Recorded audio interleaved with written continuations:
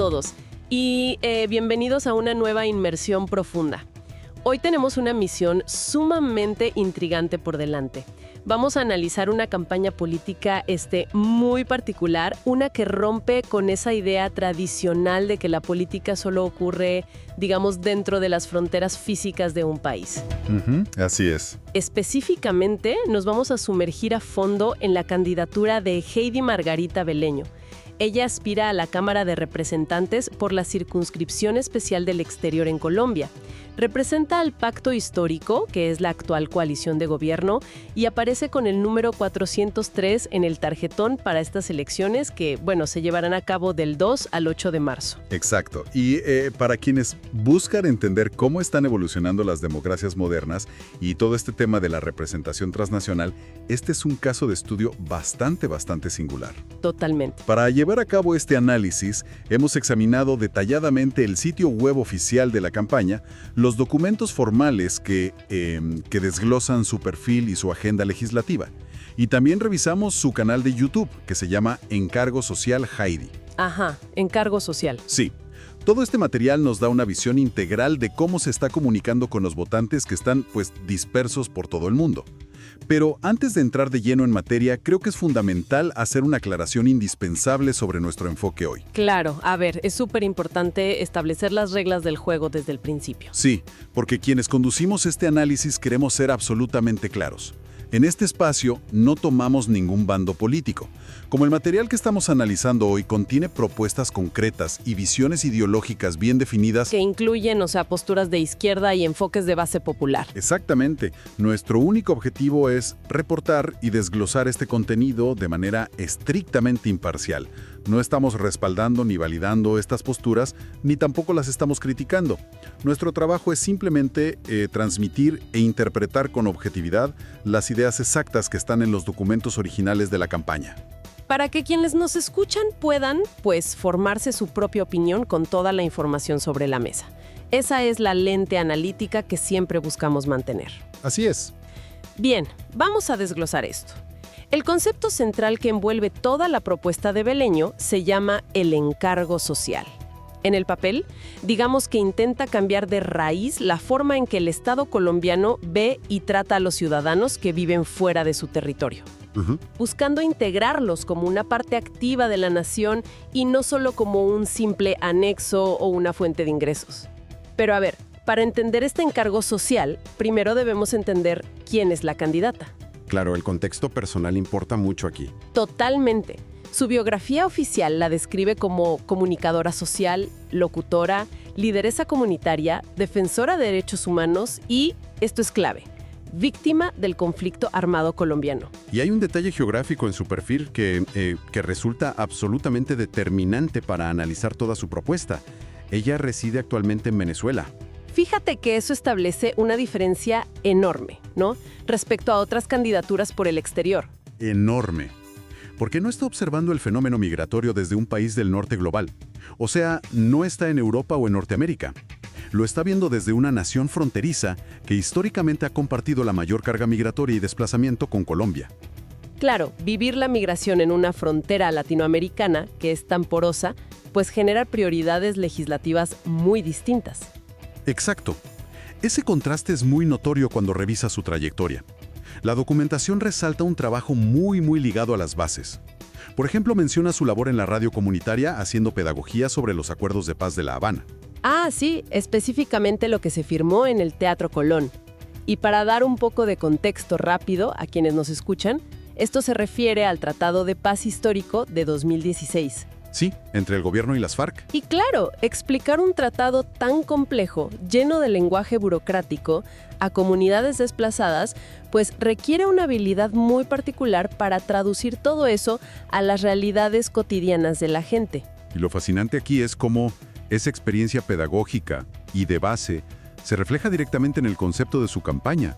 O sea, el encargo social no opera bajo esta lógica de una campaña jerárquica tradicional, donde alguien promete obras y los votantes simplemente se sientan a esperar los resultados. Sí, como el político tradicional Salvador. Exactamente. Los textos de la campaña lo definen como una dinámica de doble vía.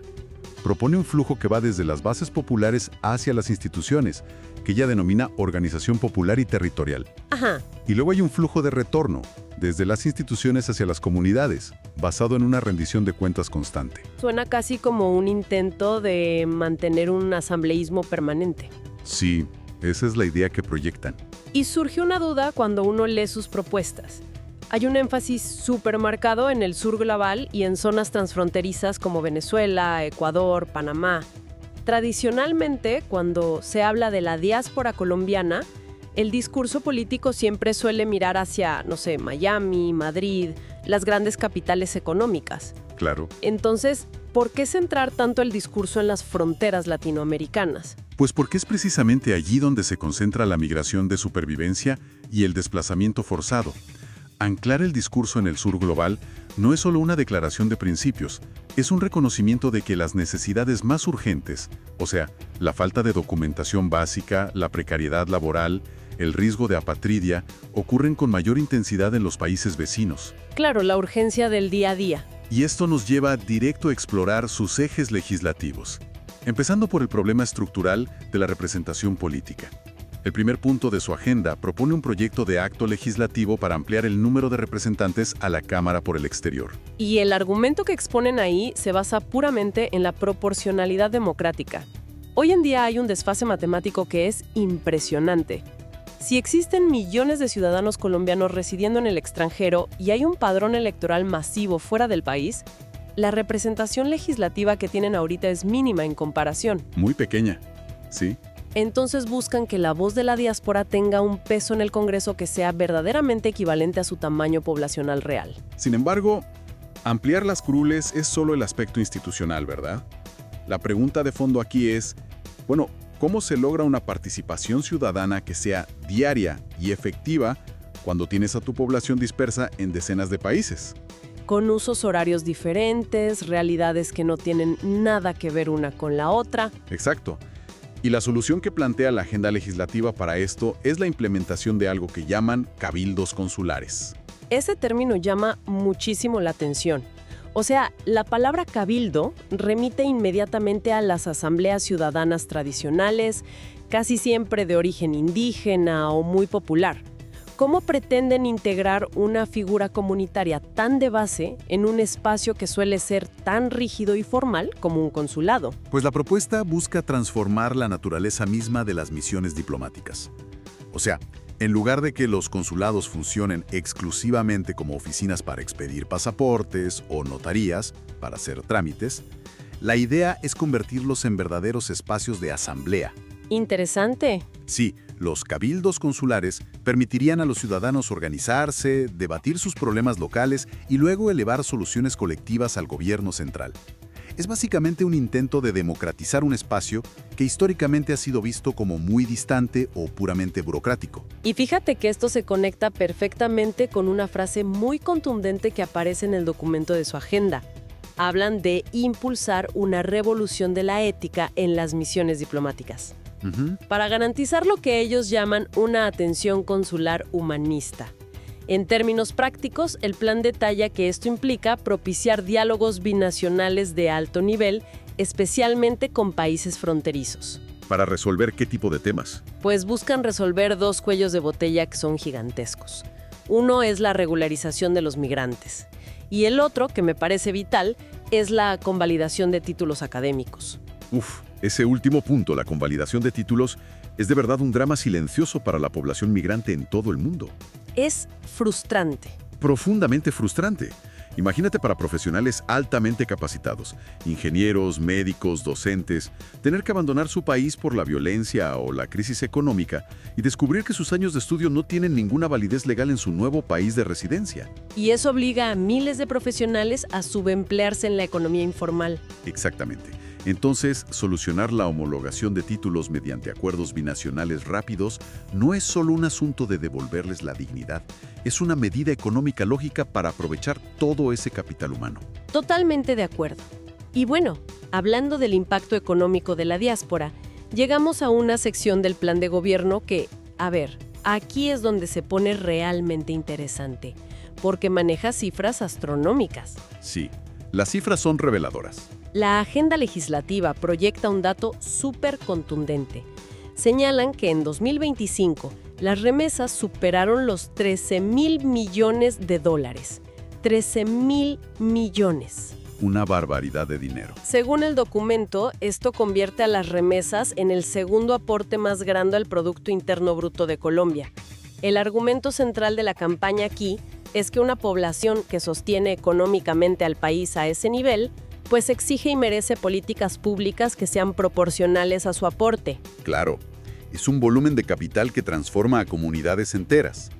Pero, y esto es clave, la propuesta de Beleño no se queda solo en aplaudir y celebrar la cifra. Plantea un proyecto de ley para impulsar la economía solidaria. Ajá. Y aquí hay un matiz crucial. Tradicionalmente, la migración se ha visto bajo una óptica muy extractivista. El migrante trabaja afuera, envía dinero a través de empresas de giros y la familia lo gasta ya en consumo básico. Sí, pagar la luz, la comida, lo del mes. Exacto. La visión de la economía solidaria busca intervenir ese ciclo. Pero ¿cómo proponen cambiar exactamente esa dinámica del giro tradicional? Porque es algo muy arraigado. El objetivo, según los documentos que revisamos, es canalizar un porcentaje de esas remesas a través de plataformas cooperativas y asociaciones de economía social, tanto en los países de destino como en la misma Colombia. Ok. La idea es que ese flujo constante de dinero no sirva únicamente para la supervivencia mensual que mencionabas, sino que genere bienestar colectivo a largo plazo. Por ejemplo, financiando cooperativas de vivienda, fondos de crédito mutuo o proyectos productivos para las familias que se quedaron en el país. Es estructurar el dinero individual para construir un patrimonio real y seguridad social comunitaria. Así es. Y ese enfoque en la seguridad social es como una línea conductora en toda la agenda. De hecho, otro de los puntos busca promover acuerdos binacionales para la integración local, garantizando el acceso a la salud, educación y empleabilidad en los países de acogida. Siempre con un enfoque diferencial, mencionan. Sí, teniendo en cuenta género, etnia, diversidad funcional. Pero hay una propuesta muy específica en este apartado que revela una realidad bastante cruda de la migración colombiana. ¿Te refieres a la solicitud de extender el bono pensional? Exactamente. El documento propone exigirle al Estado colombiano la extensión del bono pensional para adultos mayores que se encuentran en situación de vulnerabilidad en el exterior. Y priorizan nuevamente a quienes residen en países fronterizos. Claro, y si analizamos el trasfondo de esa propuesta, refleja una crisis invisible, pero que es inminente.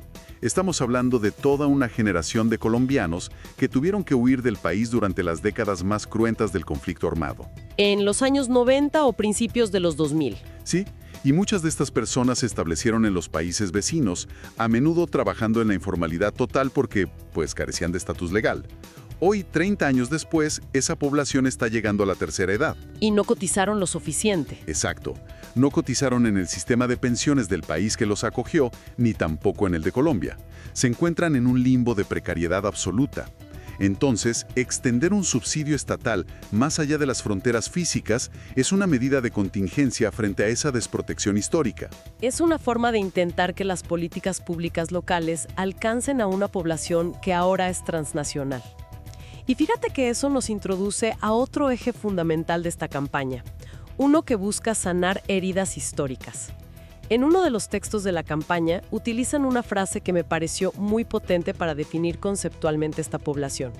Se refieren a ella como la Colombia extendida. La Colombia extendida, sí. Es un término súper fuerte para enmarcar todo el trabajo legislativo destinado a las víctimas del conflicto social y armado que ahora residen en el exterior. Es una reconceptualización total del exilio.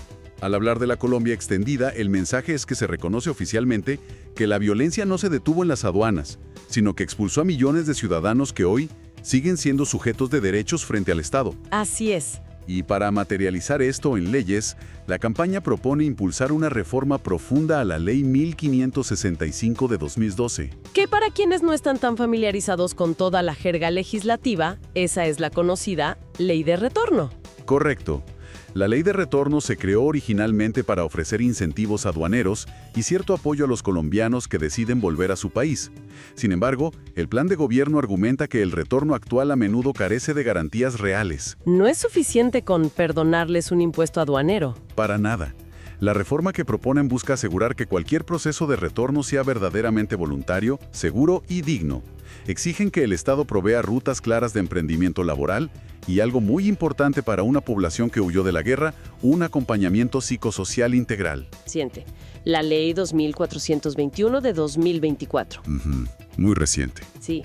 Esta ley establece los lineamientos para garantizar los derechos de las víctimas en el exterior, enfocándose en temas que son bien complejos, como la justicia restaurativa, la reparación integral y la construcción de memoria histórica fuera del territorio nacional. Sí, y resulta muy evidente que la candidata, desde su rol actual como representante de las víctimas por el exterior ante la Mesa Nacional, busca que estas leyes dejen de ser un simple saludo a la bandera. Exacto. Que tengan presupuesto y aplicabilidad real en los consulados. Absolutamente. Y la agenda de derechos de esta campaña no se limita únicamente al tema del conflicto armado. Hay un esfuerzo muy claro en los documentos por abarcar toda la diversidad demográfica de la diáspora. Sí, hay varios frentes abiertos ahí. Por ejemplo, se detalla un compromiso legislativo para fomentar la autonomía económica y el reconocimiento político de las mujeres migrantes trabajadoras. Asimismo, hay un apartado muy específico dedicado a la defensa de los derechos de la comunidad LGBTIQ+ en el exterior, buscando garantizar su participación real en la toma de decisiones. Y también me pareció súper interesante cómo intentan involucrar a las nuevas generaciones. El plan menciona la creación de redes de juventudes por Colombia en el exterior. Esto parece un intento directo de evitar que los hijos de los migrantes, o sea, ya la segunda o tercera generación, pierdan ese vínculo con el país de origen. Quieren canalizar el talento joven hacia proyectos de construcción de paz. E incluso dentro de esa misma visión de identidad, el documento eleva el arte y la cultura a una categoría de defensa de la identidad y dignidad nacional fuera del país. Es una visión muy holística. Y si conectamos todos estos elementos particulares de los que hemos hablado con el panorama general de la campaña, empezamos a notar un patrón clarísimo. ¿Cuál sería ese patrón? Que la candidatura de Beleño no se presenta exclusivamente como una plataforma para ir a resolver trámites administrativos consulares. Utiliza la aspiración a la Cámara de Representantes para posicionarse en debates geopolíticos globales. Ah, sí. El último eje de su agenda legislativa propone usar la curul como una tribuna internacional para enfrentar problemáticas macro, como la crisis climática, y para defender la soberanía y la autodeterminación de los pueblos. Principios que, por cierto, resuenan muy fuertemente con la plataforma ideológica del Pacto Histórico. Ese enfoque geopolítico es innegable, sobre todo cuando revisamos el material audiovisual de la campaña. Su canal de YouTube, que mencionaste al principio, Encargo Social Heidi, funciona casi como un archivo de su actividad pública. Y aunque hay, digamos, muchos videos instructivos sobre cómo los ciudadanos pueden registrar sus cédulas para votar, o llamados para sumar voluntarios, hay contenidos que adoptan posturas internacionales muy definidas. Sí, hay un video en particular que llama mucho la atención. Sí, hay un video específico en el que hace un llamado a los pueblos y gobiernos del mundo para denunciar lo que ella cataloga textualmente como un vil ataque militar contra Venezuela. Y ese video es un ejemplo perfecto de cómo esta campaña entrelaza el trabajo comunitario de base con la política exterior. Desde la perspectiva de esta candidatura, representar a los colombianos en el exterior implica tener una voz activa sobre lo que ocurre políticamente en los países que los están albergando. Claro, no pueden ser indiferentes al entorno. Exacto. Y en esa misma línea discursiva, el plan de gobierno plantea aprovechar un hito histórico que se avecina pronto. La conmemoración de los 10 años de la firma de los acuerdos de paz. Así es. El objetivo que plantean los documentos es impulsar un gran movimiento social y diplomático a nivel internacional para promover América Latina en su conjunto como un territorio de paz. Eso sugiere una visión donde la política exterior de Colombia no sea, digamos, ejercida o moldeada únicamente por los diplomáticos de carrera del Ministerio de Relaciones Exteriores allá en Bogotá. Claro. Sino que sea impulsada activamente desde el Congreso por los representantes de la misma diáspora. Es llevar ese asambleísmo popular del que hablábamos al ámbito de las relaciones internacionales. Es un cambio de paradigma total. Entonces, a ver, ¿qué significa todo esto a gran escala? Si hacemos una pausa y observamos la totalidad de los documentos y pronunciamientos que hemos analizado hoy, desde el perfil de la candidata que se forjó en las bases sociales en Venezuela, pasando por esa ambiciosa propuesta de canalizar $13,000 millones en remesas hacia una economía solidaria, hasta el concepto mismo de legislar para una Colombia extendida. Exacto. Resulta evidente que para quienes buscan estar bien informados, esta exploración demuestra cómo la política moderna ya no se limita a las fronteras físicas. Esta campaña ilustra un intento enorme de equilibrar necesidades burocráticas urgentes, como, no sé, convalidar un título para conseguir un trabajo digno, con visiones geopolíticas súper amplias. Sí, la síntesis es muy precisa. Analizar estas propuestas abre la puerta a un debate conceptual profundo sobre el futuro de las democracias modernas. Totalmente. Cuando un país reconoce oficialmente a través de sus estructuras electorales que sus fronteras políticas se han expandido a nivel global debido al éxodo de sus ciudadanos, la noción tradicional de ciudadanía se transforma radicalmente. Es una transformación que desafía esa idea antigua de que los derechos políticos terminan justo en el puesto de control fronterizo. Exactamente. Y esto nos deja con una reflexión final de gran calado. Pensemos un momento en el peso de esa economía solidaria y de esas remesas. Los 13.000 millones. Exacto. Si los millones de migrantes que hoy sostienen una parte sustancial de la economía nacional desde la distancia lograran organizarse y obtener una representación política en el Congreso que fuera matemáticamente proporcional a su enorme aporte financiero, la balanza de poder cambiaría drásticamente. Uf, sin duda. Entonces la pregunta es, ¿podría la diáspora de un país terminar definiendo, o al menos inclinando de manera decisiva, el futuro político, social y económico de los ciudadanos que nunca cruzaron la frontera?